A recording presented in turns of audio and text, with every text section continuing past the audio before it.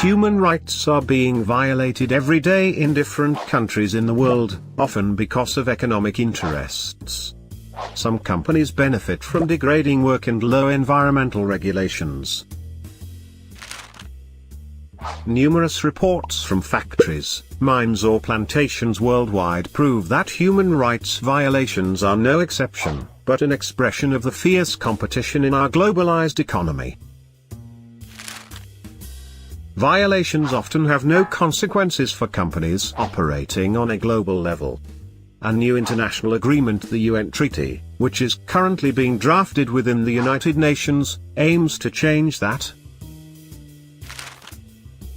For the purpose of the 2030 Agenda or Sustainable Development Goals, companies should be obliged to respect human and environmental rights across national borders.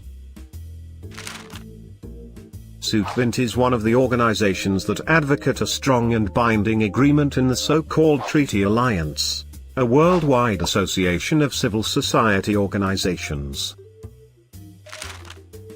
The demands include ensuring that companies across the entire global supply chain are legally required to respect human rights. It also has to regulate cooperation of countries in cross-border cases to hold global companies accountable. In addition, it must be ensured that affected parties have the opportunity to sue for these violations. It should also initiate the process of creating an international human rights tribunal to bring transnational companies to trial.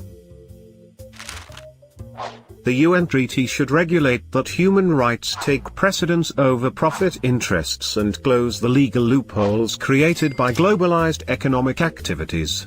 Companies have to take responsibility for its subsidiaries and global supply chains.